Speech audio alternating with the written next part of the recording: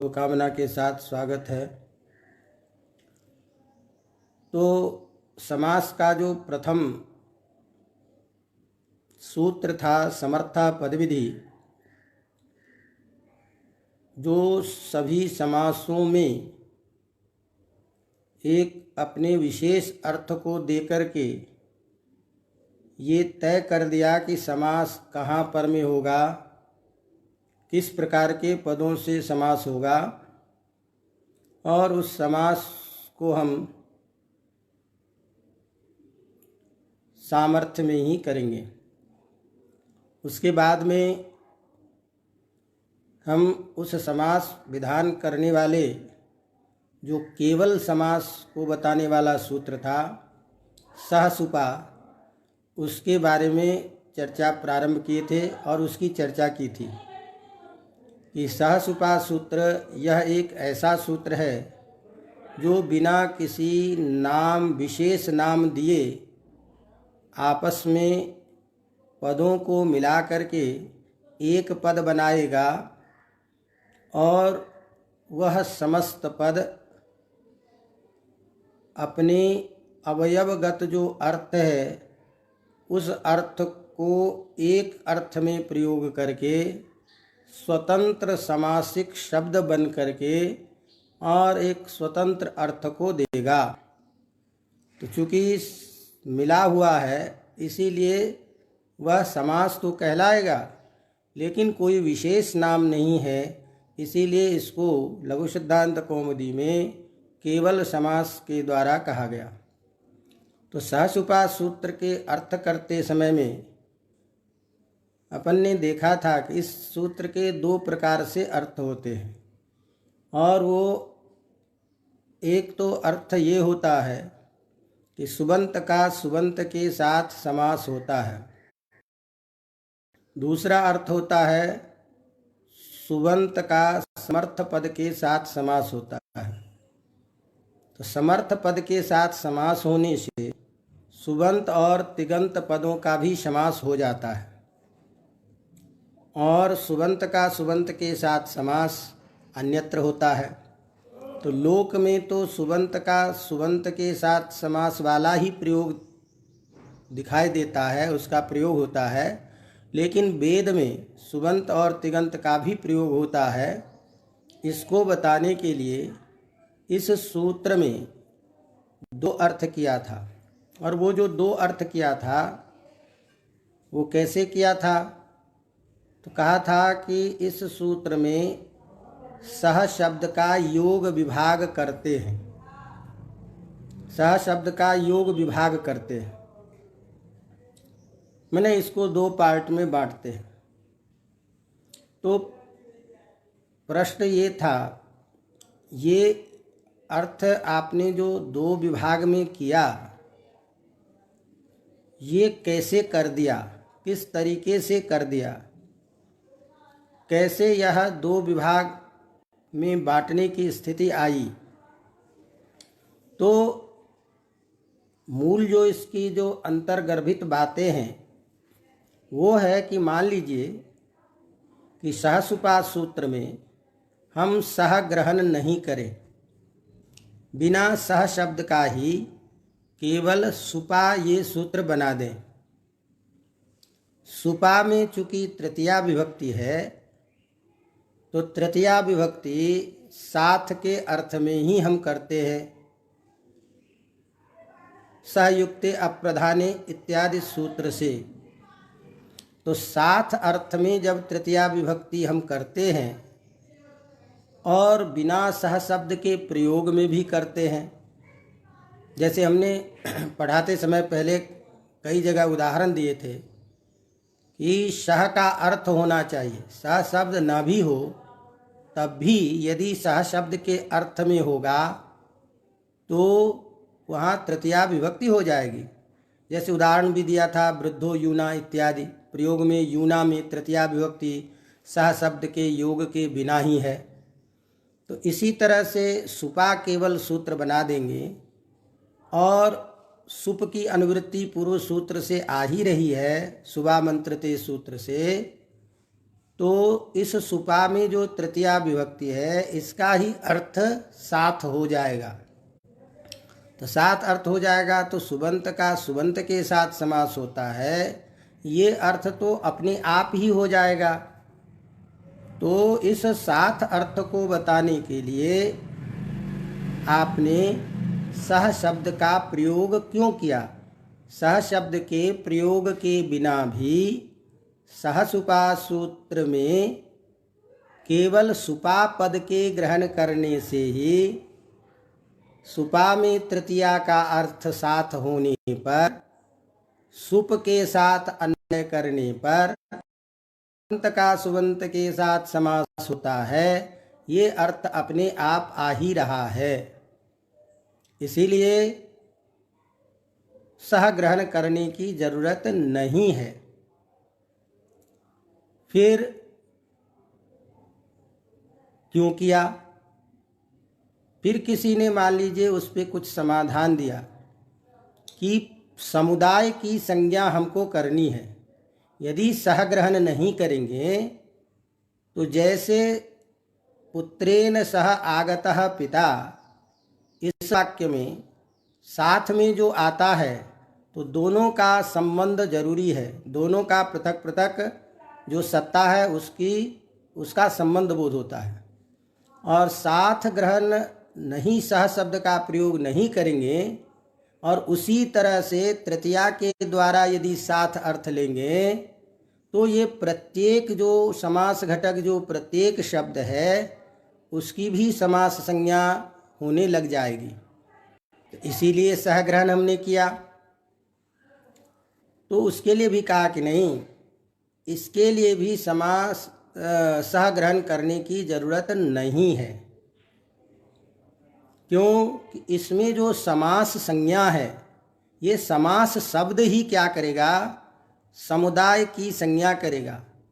क्योंकि समास शब्द का ही अर्थ है समसनम समासः, दोनों को मिला करके ही करेगा, तो समुदाय का ही बोध होगा।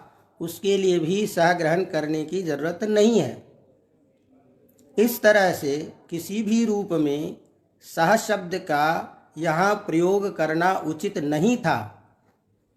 तो उसके लिए कहा कि नहीं, यहाँ योग विभाग करके इष्ट की सिद्धि हमको करनी है, इसीलिए हम सह शब्द का ग्रहण किए।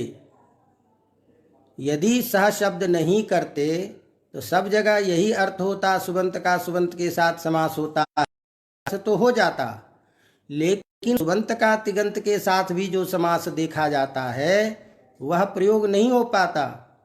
तो वो कब होगा कि जब हम सहग्रहण कर लेंगे सूत्र में और योग विभाग करके जब बांट देंगे तो इस सह शब्द का समर्थ पद के साथ अन्वय करने पर अर्थ होगा कि समर्थ पद का समास होता है सुबंत पद के साथ, या समर्थ पद के साथ सुबंत का समास होता है। इस तरह से योग विभाग करने से हमें सुबंत और तिगंत का भी समास हो जाता है, इसीलिए सहग्रहण करना पड़ेगा। और वो करके आपने अनुव्यचलत प्रयोग बना लिया, पर्यभूषयत प्रयोग बना लिया सुबंत तिगंत का, लेकिन वो प्रयोग वेद में ही होता है। तो कुल मिलाकर के अपना जो सुबंत का सुबंत में प्रयोग होता है उसका उदाहरण दिया था, जैसे भूतपूर्वः। तो हमने चर्चा की थी, लेकिन प्रस्तावना के रूप में सीधे बढ़ते हैं आगे। तो आपने क्या किया कि पूर्वम भूतः ये लौकिक विग्रह करके, पूर्व शब्द चूँकि क्रिया का विशेषण है इसीलिए हमेशा नपुंसक लिंग में एक वचन में प्रयुक्त है यहाँ। तो पूर्व सु और भूत सु ये प्रयोग हमने किया। और इस लौकिक प्रयोग को, लौकिक विग्रह को समास करने के लिए आपने कहा कि सुबंत का सुबंत के साथ समास होता है, ये सूत्र का अर्थ है ही। इस सूत्र के अर्थ के द्वारा एक सुबंत का दूसरे सुबंत के साथ समास हो गया। समास होने के बाद हम विभक्ति का लोप कर देते हैं, सुप अवयव का लोप कर देते हैं। तो उसके लिए आपने कल देखा था कि सुपो धातु प्रातिपदिकयो, ये सूत्र कहा था कि प्रातिपदिक का अवयव जो सुप और धातु का जो अवयव सुप उसका लोप होता है। तो इस तरह से धातु के अवयव सुप का और प्रत्यय प्रातिपदिक के अवयव सुप का लोप किया था, जिसके लिए मैंने कहा था वो सूत्र के अर्थ के निर्वचन के समय चर्चा होती है, लेकिन सामान्य हमने बताया था कि धातु का भी अवयव सुप होता है नाम धातु प्रकरण में, जब प्रातिपदिक को की हम धातु संज्ञा कर देते हैं उस पक्ष में। इसीलिए दोनों के अवयव जो सुप है उसका लोप हो जाता है। तो पूर्व सु और भूत सु में जो दोनों सुबंत प्रातिपदिक का जो अवयव सु था उसका लोप कर दिया था। लोप करने के बाद प्रयोग बनना चाहिए था जो आपने लोक में प्रयोग किया उसी तरह से पूर्वभूत। लेकिन पूर्वभूत करने के बाद हमने देखा कि इसका समास प्रयोग बनाते हैं हम भूत पूर्वः। तो हमने बताया था कि जब तक किसी न किसी विशेष नियम का हम प्रयोग नहीं करेंगे तब तक जो लौकिक विग्रह वाक्य में स्वरूप है वही रखना पड़ेगा। तो पूर्वभूता होना चाहिए था, लेकिन पाणिनि जी के एक सूत्र भूतपूर्वे चरट, इस सूत्र में भूतपूर्व अर्थ में चरट प्रत्यय विधान करने के लिए जो इन्होंने सूत्र बनाया उसमें भूत शब्द का पूर्व प्रयोग किया था। उस निर्देश को देख करके हम भूत शब्द का पूर्व निपात कर लेते हैं। तो यहाँ विशेष इस निर्देश से पूर्व निपात होने के कारण ही भूत शब्द पूर्व में आ गया और भूतपूर्व हमारा प्रयोग बन गया। तो यहाँ तक की कुछ चर्चा हमने पहले की थी। अब उसके बाद में जो हमारा जो मूल जो आगे का क्रम है, तो चूंकि ये समास का प्रारंभिक प्रकरण है तो समास में जो जो कुछ विशेष बातें होगी, जो विशेष कार्य करना होगा, उसमें भी अव्ययी भाव समास ये है। तो उस समास में जो आवश्यक कार्य है वो हमको पहले जानना पड़ेगा, अन्यथा उसके बिना उस समास के प्रयोग की सिद्धि हम नहीं कर पाएंगे।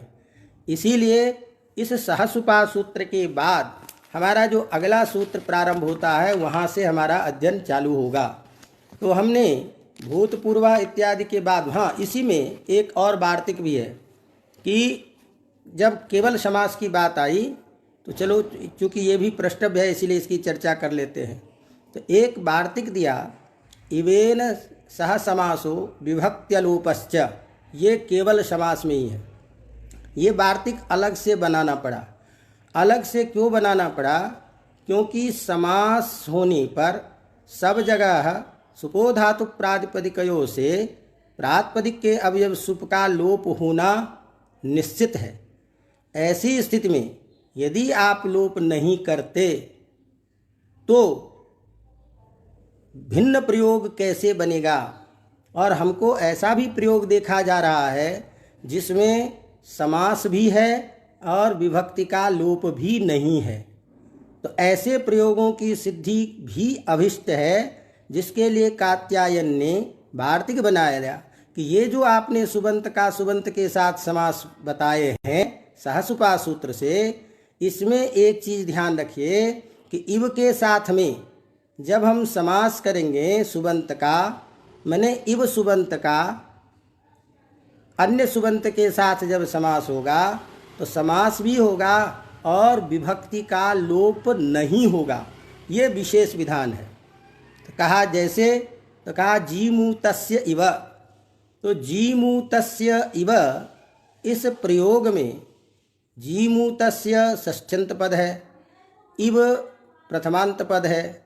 तो यहाँ ये भी होना चाहिए था, क्योंकि आपने जब सहसुपा सूत्र बना ही दिया था और वो सूत्र सुबंत का सुबंत के साथ समास करता है, तो इसी सूत्र से सुबंत का सुबंत के साथ समास हो ही जाता। फिर अलग से ये वार्तिक बनाने की क्या ज़रूरत थी? और अलग से वार्तिक बना करके क्या विशेष इसमें आप बताना चाहते हैं? विभक्ति लोप नहीं करना चाहते हैं तो वो भी मत कीजिए, कोई दिक्कत नहीं। लेकिन इव के साथ में स्वतंत्र समास विधान किया और विभक्ति के लोप का निषेध भी इसमें आप बता रहे हैं। तो इसका कारण ये है कि पूर्व सूत्र से जब हम समास करते तो इस वाले प्रयोग में जीमूतस्य इव में, विग्रह वाक्य में जीमूतस्य इव जब हम करते हैं तो ऐसी इव जो है ये प्रथमांत पद है। इव जब प्रथमांत पद है तो ऐसी स्थिति में पूर्व सूत्र के द्वारा जो प्रथमांत पद अनुवृत्त होकर के था सुप, सुबामंत्रिते से जो सुप आया था प्रथमांत पद, तो वह प्रथमांत पद प्रथमा से निर्दिष्ट था क्योंकि सुप की अनुवृत्ति आई थी। और आगे हम नियम पढ़ेंगे कि प्रथमा से निर्दिष्ट पद की उपसर्जन संज्ञा होती है और जिसकी उपसर्जन संज्ञा होती है उसका पूर्व प्रयोग होता है। तो यदि केवल हम सहसुपा सूत्र से ही, तो सहसुपा सूत्र में सुप या प्रथमांत पद है, इससे प्रथमा निर्दिष्ट जो विग्रह वाक्य में पद होता उसकी उपसर्जन संज्ञा हो जाती, और उपसर्जन संज्ञा जब होती तो यहाँ जीमूतस्य इव इस प्रयोग में प्रथमा से निर्दिष्ट पद हो गया कौन? इव। इस इव का प्रयोग पहले होने लगता। तो ऐसे प्रथमा से निर्दिष्ट सुबंत का सुबंत के साथ समास होने पर भी पूर्व निपात न हो प्रथमांत पद का, इस पूर्व निपात की जो प्राप्ति थी उसको रोक करके बाद में ही इव शब्द का प्रयोग करने के लिए ये विशेष नियम बनाना पड़ा कि दो काम कहा।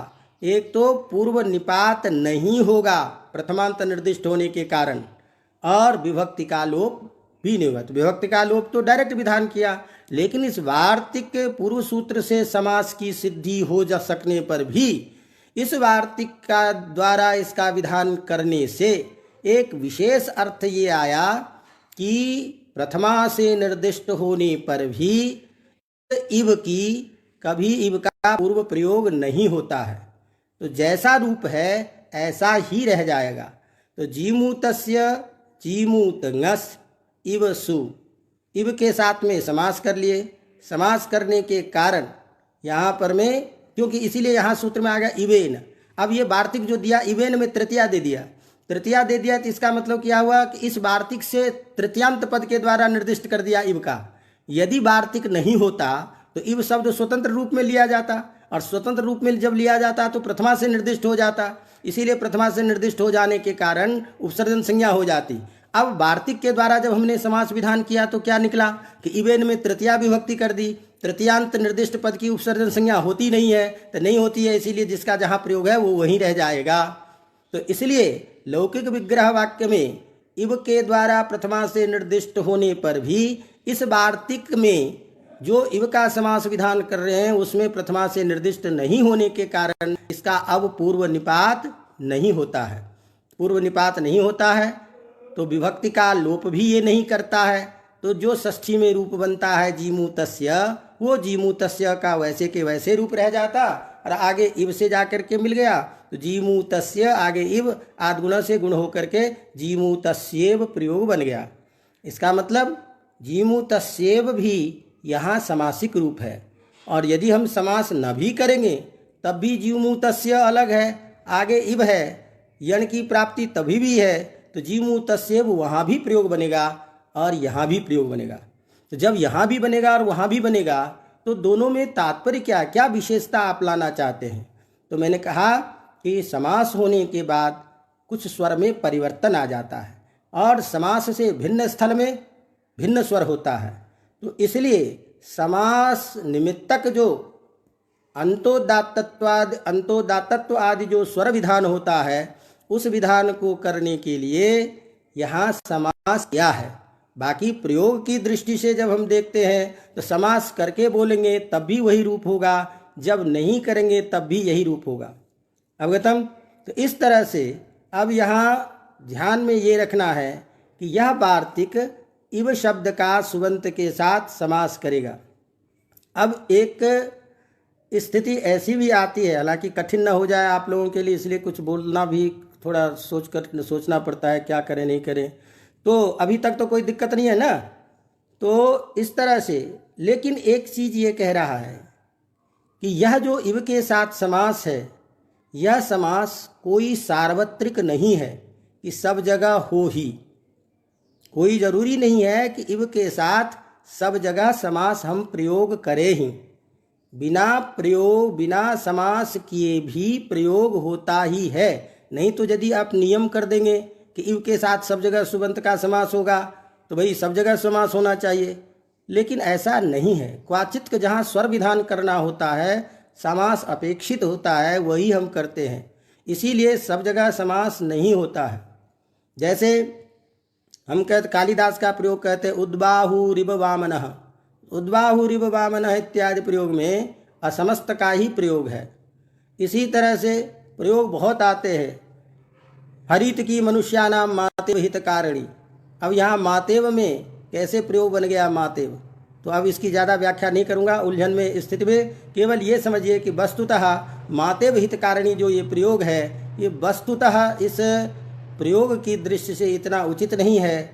अन्वय भी परस्पर करने के लिए प्रातिपदिकार्थ का अन्वय जो है वो यहाँ बैठ नहीं पाता है, इसीलिए उचित मातरम इव ही प्रयोग होना चाहिए, लेकिन प्रयोग में सिद्ध प्रयोग के आधार पर प्रयोग करते हैं।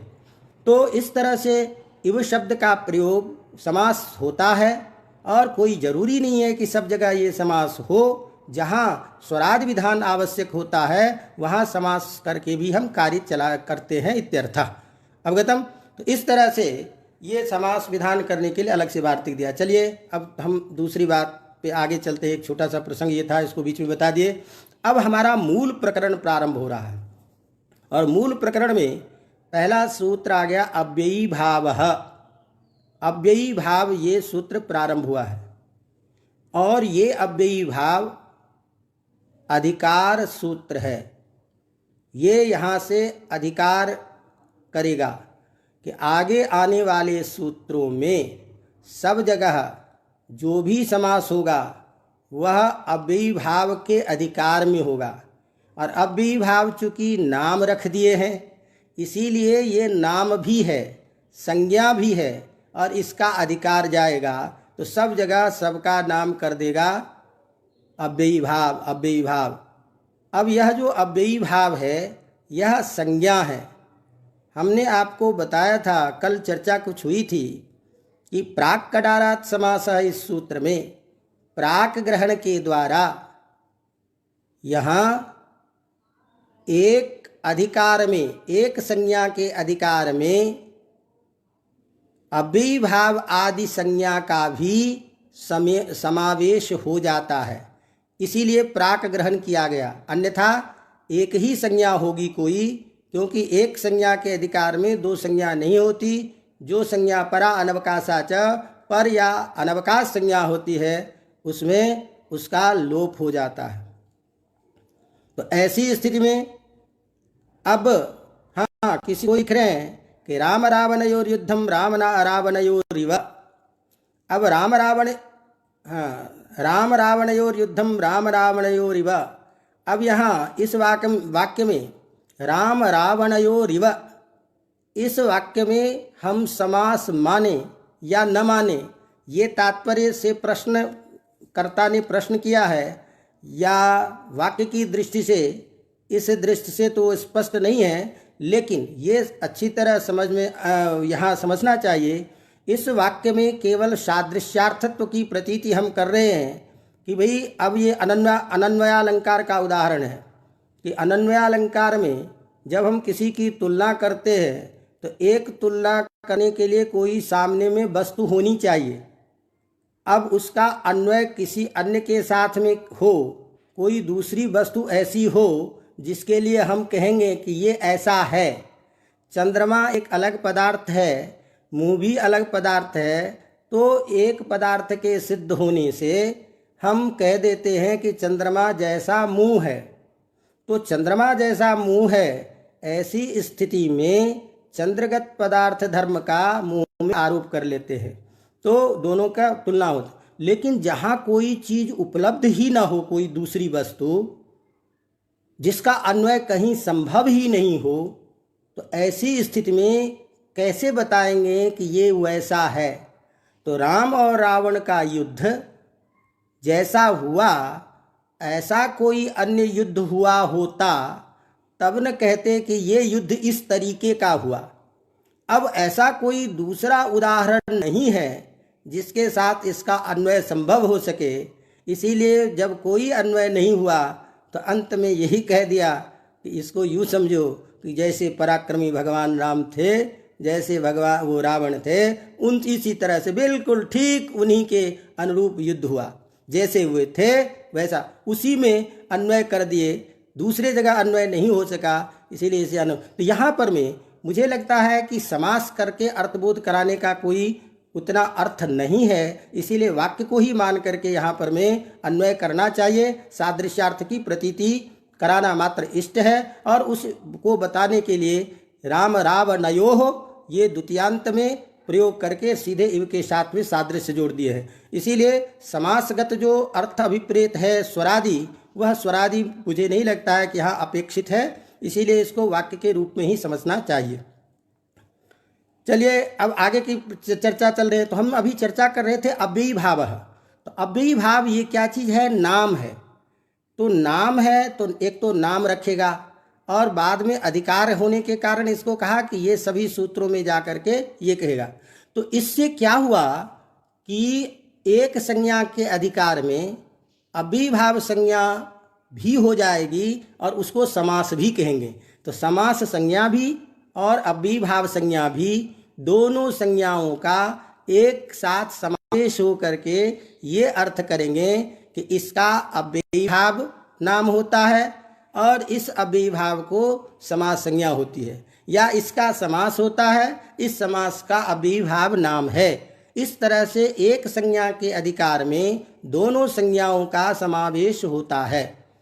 अब हम थोड़ी सी चर्चा इस सूत्र की स्थिति में के बारे में करना चाहते हैं कि यह जो सूत्र है अव्ययी भावस्य जो अधिकार के रूप में बताया है, तो अधिकार का मतलब आपने कहा एक साथ करने के लिए, तो अधिकार कहाँ तक जाएगा? तो एक सूत्र है तत्पुरुषः आएगा, तो उस सूत्र से पहले तक इसका अधिकार जाएगा, और उसका पहला जो सूत्र है वो है अन्य पदार्थे संज्ञायाम।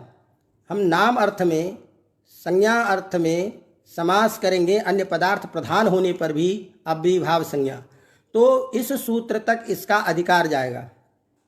अब यहाँ अधिकार गया तो अर्थात जो अन्य पदार्थ है संज्ञायाम ये सूत्र है, उससे पहले तक जो भी कार्य होंगे सभी अव्ययी भाव संज्ञक कहलाएंगे, और अव्ययी भाव संज्ञक होते हुए ही वो समास में प्रवृत्त होगा, उसका बोध करेंगे।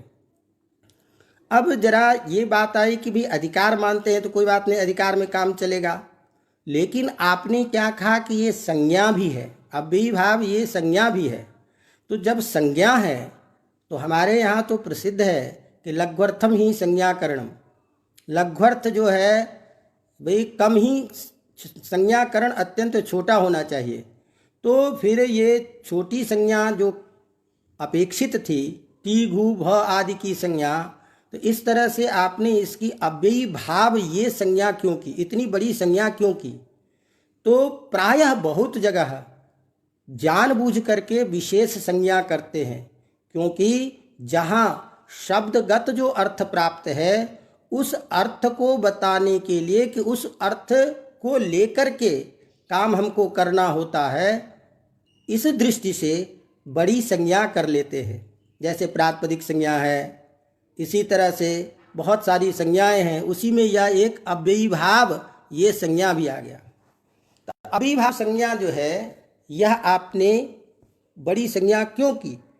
तो इसके लिए भी कहा कि अन्वर्थ संज्ञा चेयम, ये संज्ञा अन्वर्थ संज्ञक है, अर्थात शब्द का जो अर्थ है उस अर्थ को सापेक्ष रखते हुए ये काम करेगा, अर्थ को भी लेकर के काम करेगा।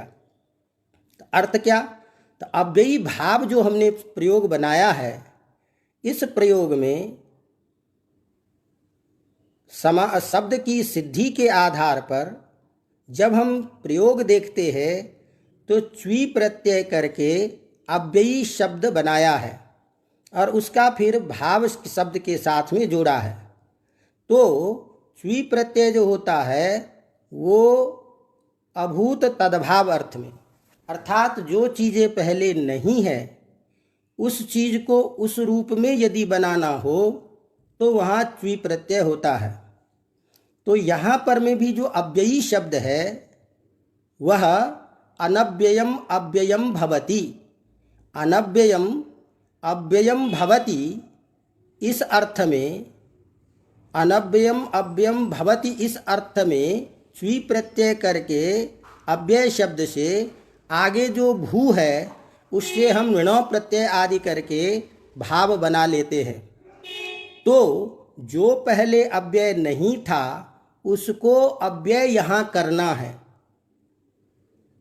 यह एक विशेष बात है। अब विशेष बात क्या चीज़ है कि ध्यान दीजिए, जब हम आगे अभिभाव प्रकरण पढ़ेंगे तो उसमें एक पद जो होता है वह अव्यय रहेगा, एक पद जो है बिना अव्यय का अव्यय से भिन्न रहेगा। जैसे मान लीजिए कोई भी प्रयोग हम उपकृष्णम बोलते हैं, हम अधिहरि प्रयोग बोलते हैं, तो कृष्ण पद जो है वह अव्यय नहीं है। उप जो है इसकी अव्यय संज्ञा कर भी लेंगे तो एक अव्यय रहेगा, एक अव्यय से भिन्न रहेगा। अब ऐसी स्थिति में यह जो समास है, इस समास को हम क्या मानेंगे? एक जो अव्यय नहीं है उसकी तरह मानेंगे या जो अव्यय है उसकी तरह मानेंगे? तो यहाँ दो बात ध्यान में रखने की है कि यदि हम पूर्व में जो पद है उस पद को लेकर के संपूर्ण समास को अवयव बना देंगे तो जो समास नहीं था अव्यय के रूप में समुदाय में, उसको आपने समास कर दिया। और वह जो अव्यय है वह पूर्व पद में है, तो पूर्व पद चूंकि अव्यय है, दूसरा पद अव्यय नहीं है, उस पूर्व पद के आधार पर पूरे समुदाय को हम समास को अव्यय बना देते हैं। और अव्यय बनने से क्या होता है कि अव्यय संज्ञा करने से तत्तद अभिभाव में अव्यय संज्ञा निमित्तक जो कार्य है वो हम कार्य करते हैं। इसी चीज को ध्यान में रख करके कि हम पूर्व पद के आधार पर पूरे समास को अव्यय बना रहे हैं। क्यों बना रहे हैं? क्योंकि पूर्व पद यहाँ प्रधान है और प्रधान होने के कारण प्रधान का ही प्रभाव पड़ेगा बाद वाले में। प्रधान की ही बात लोग मानते हैं।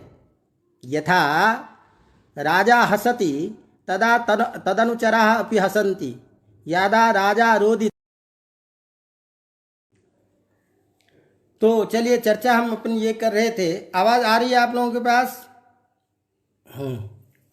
तो मैं ये चर्चा कर रहा था कि ये जो अव्ययीभाव संज्ञा है, इस संज्ञा के द्वारा यह विशेष अन्वर्थ संज्ञा करने से इसका एक फल निकला। और वह फल क्या हुआ? जो पूरा का पूरा समुदाय था, जो अव्यय नहीं था, उसको तो ध्यान में ये रखना है कि यदि ये अन्वर्थ संज्ञक नहीं होता तो जैसे मैंने कहा कि एक पद तो जो है इसका अव्यय होता, दूसरा पद अव्यय नहीं है, तो पूर्व पद अव्यय, उत्तर पद अव्यय नहीं है, समास भी अव्यय नहीं है।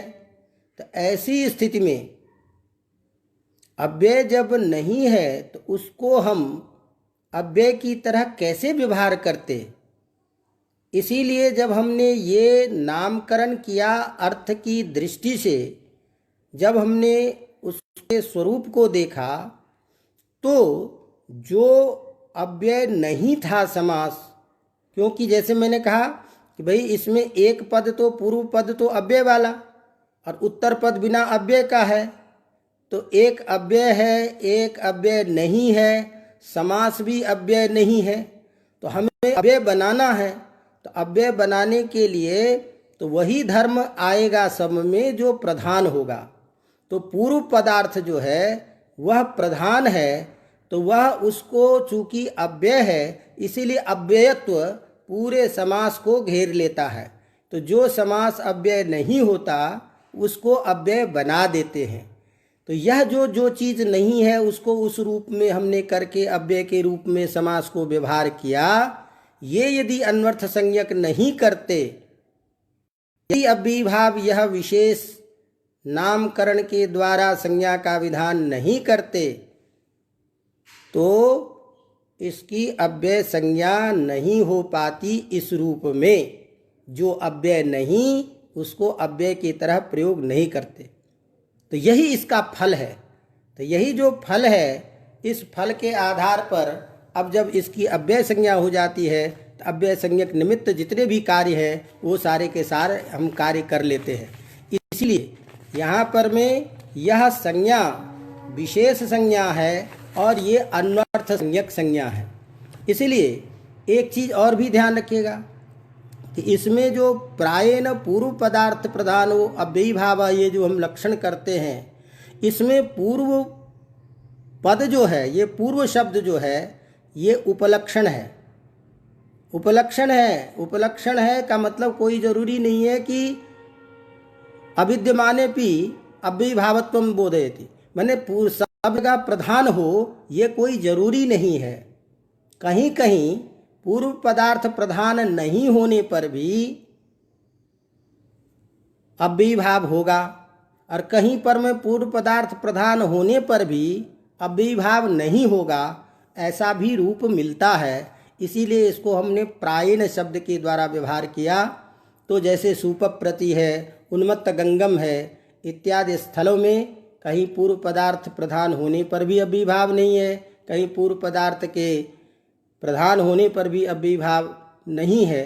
तो ये सारी जो चीज़ें हैं इसको ध्यान में रखते हुए सूत्र का संगमन किया कि नहीं, जो अव्यय न होता हुआ भी अव्यय के रूप में जिसका प्रयोग हो, इस प्रकार का जो पूर्व पदार्थ प्रधान होगा वह समास अव्ययीभाव समास कहलाएगा। अब ये यहाँ से चीज़ें चालू हो गई। तो अब ये चीज़ अब अपने को ध्यान में रखना है कि अव्ययीभाव संज्ञा होगी। अव्ययीभाव संज्ञा होने से आगे चल के हम उसका नपुंसक के रूप में व्यवहार करेंगे और नपुंसक व्यवहार होने से शब्द के प्राप्त समास बनने के बाद हम उसको नपुंसकत्वेन कहीं सु को अम करेंगे, कहीं हरस्व करेंगे, जो भी प्रक्रिया होगी वो आगे करेंगे। तो यह मूल बात थी जिसको हमको समझना था। चलिए अब इस तरह से अव्ययीभाव का भी अधिकार आ गया, अव्ययीभाव नाम आ जाएगा। तो अब हमारा यहाँ से जो प्रारंभ हो रहा है सूत्र है आप लोगों के सिलेबस का और पठनीय, जिसका प्रश्न परीक्षा में रहता ही है, वो सूत्र है अव्ययम विभक्ति समीप समृद्धि व्यरिध्यर्थाभावात्या संप्रति शब्द प्रादुर्भाव पश्चात्थानुपूर्व योगपद्य सादृश्य संपत्ति साकल्यान्त वचनेषु। मुख्य सूत्र यही है, इसी चीज़ को ध्यान में रखना है। तो अब हम इस सूत्र की चर्चा करते हैं। छात्रों कोई दिक्कत ना हो तो ध्यान में रखो कि इस सूत्र को थोड़ा सा समझने के लिए समास का अधिकार है ही, अव्ययीभाव भी आ ही रहा है, तो ये सब सारे अर्थ पहले से आ जाएंगे। अब इस सूत्र में दो पद है, केवल मात्र दो पद है। एक पद है अव्ययम, यह स्वतंत्र पद है, और दूसरा जो पद है वह विभक्ति से लेकर के साकल्यान्त वचनेषु यहाँ तक एक समस्त पद है। तो यहाँ अव्ययम जो है यह प्रथमांत पद सीधे सीधे अव्यय का बोध कराएगा। तो प्रथमांत पद अव्ययम, यह पद कहेगा कि अव्यय का समास होगा और वह समास अव्ययीभाव समास होगा।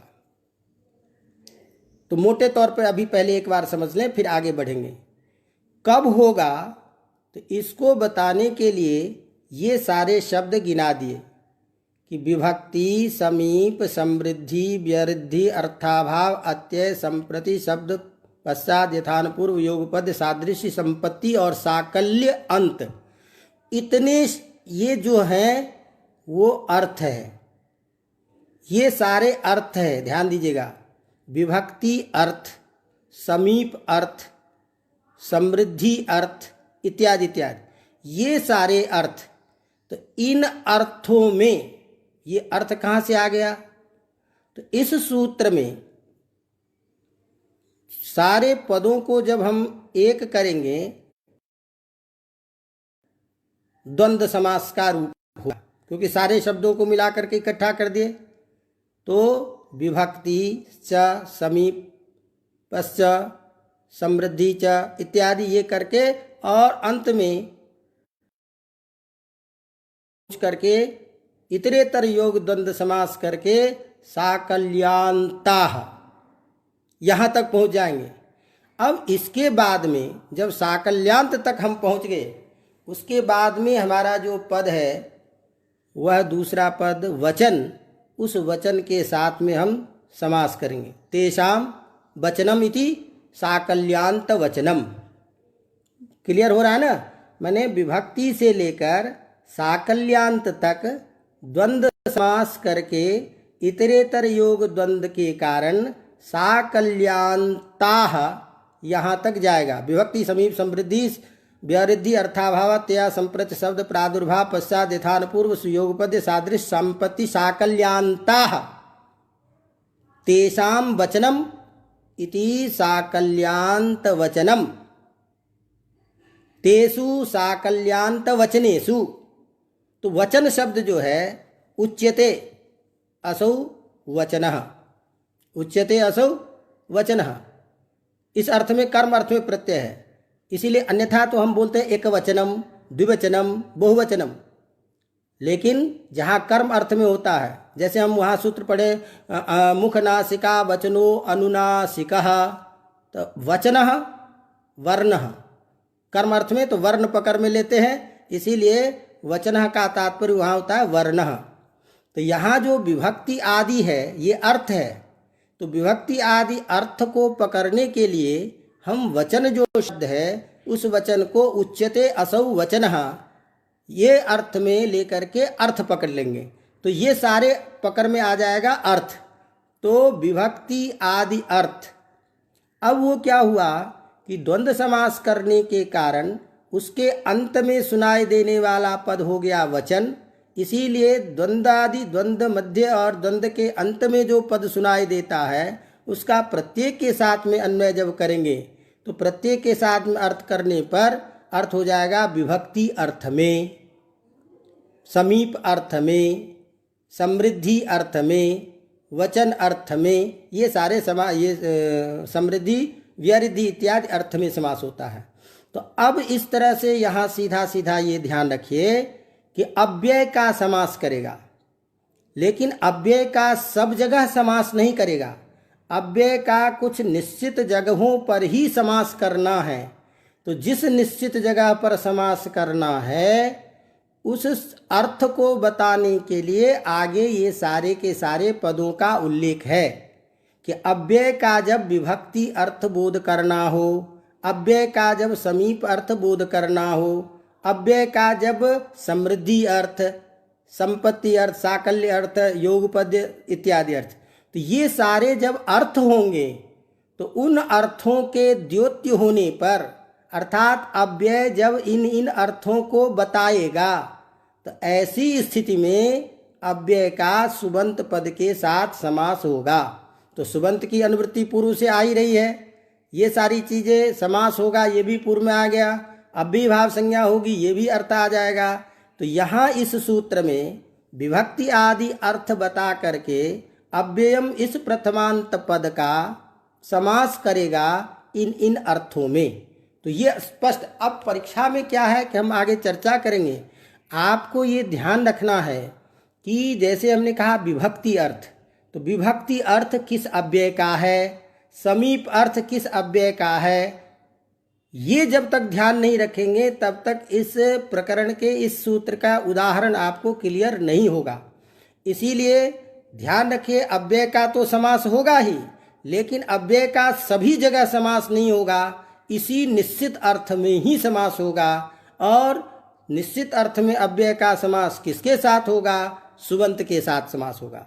इसी बात को बताने के लिए सूत्र में लिखा कि भाई अव्ययम विभक्त्यर्थादिषु वर्तमानं समस्यते सच अव्ययीभावः।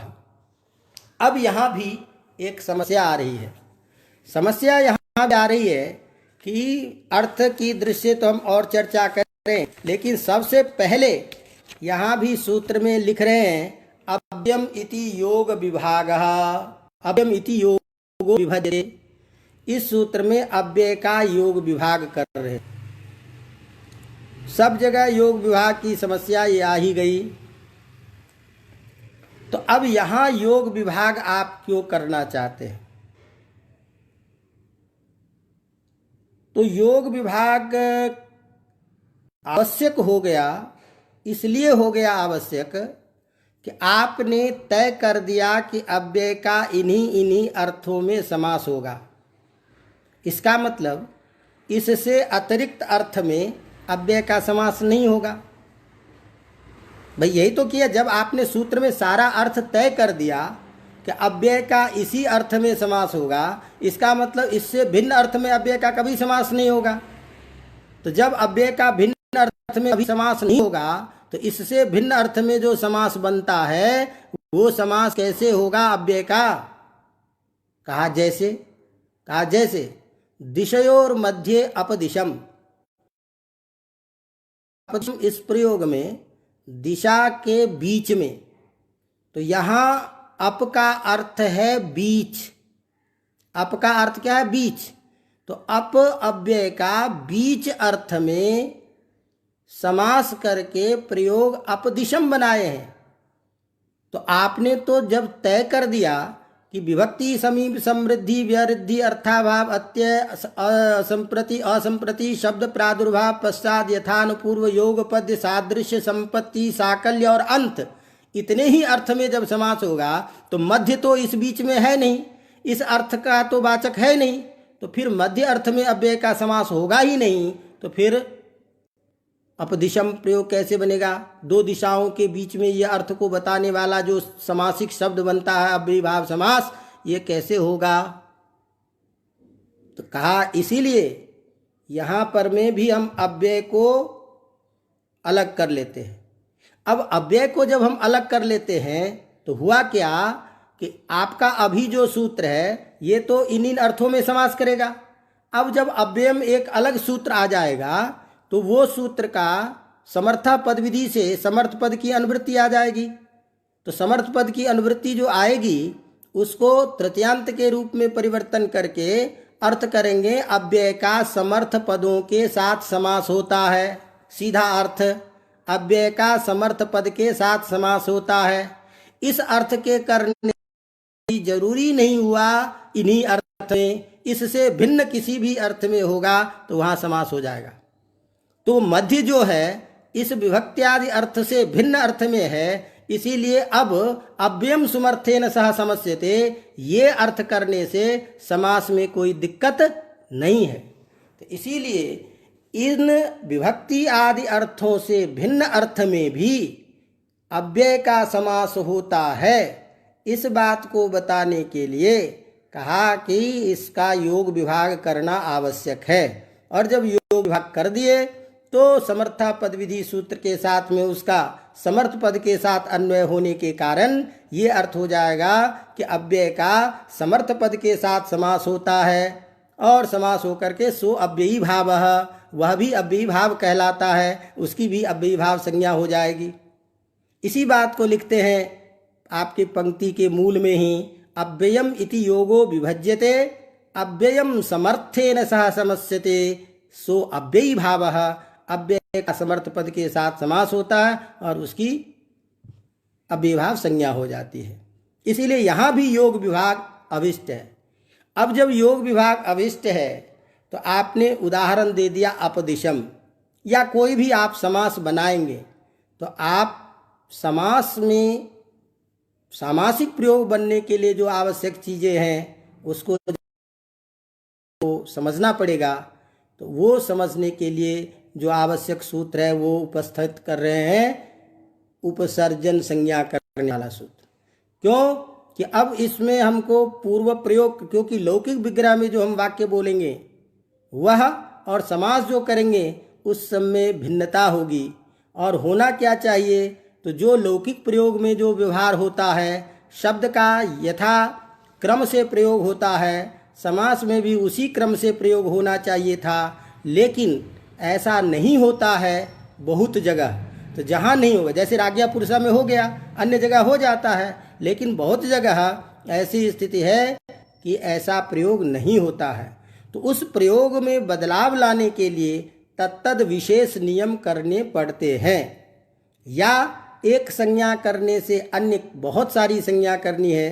तो जैसे हमने कहा अपदिशम, ये प्रयोग बनाना है, तो अपदिशम में दिशा का ह्रस्व करना है, अपेक्षित है, तो वो संज्ञा पहले जानना जरूरी है। इसीलिए अब अगला जो सूत्र दिया वो है उपसर्जन संज्ञा करने वाला सूत्र। और अव्यम विभक्ति के जो विभक्ति आदि अर्थ है रुक गई, क्योंकि इसकी चर्चा आगे करेंगे। पहले जो बीच में ये अव्यय का समर्थ पद के साथ में आपने समास विधान किया और दिशोर मध्य अपदिशम ये प्रयोग लाट करके दिखाया कि यहाँ विभक्ति अर्थ से भिन्न अर्थ में समास हो रहा है, तो उस समास की सिद्धि और अन्य समास की सिद्धि के लिए जो आवश्यक सूत्र था उस सूत्र का उपस्थापन कर रहे हैं। प्रथमा निर्दिष्टम समास उपसर्जनम। थोड़ी सी चर्चा कर लेते हैं। अब इस सूत्र में ये सूत्र उपसर्जन संज्ञा करता है। अब यहाँ ध्यान ये रखना है कि प्रथमा निर्दिष्टम समास, समास यह जो शब्द है यह समास विधान करने वाला जो सूत्र है उस सूत्र का वाचक है।